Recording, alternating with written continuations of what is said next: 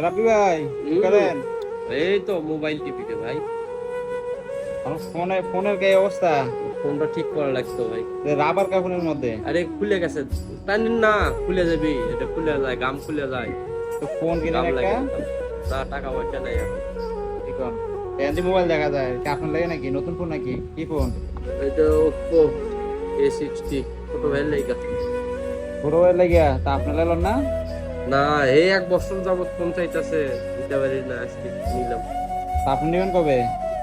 দেখি, অভাব অনটনের সংসার ভাই। আগে তো দেন নিরা দিয়া। কি অবস্থা! এই যে দেখেন প্রবাসীরা যে কত সুখে আছে, দেখেন কি একটা ফোন চালাইতেছে, অথচ ভাইয়ের জন্য একটা ফোন নিছে, নতুন ফোন।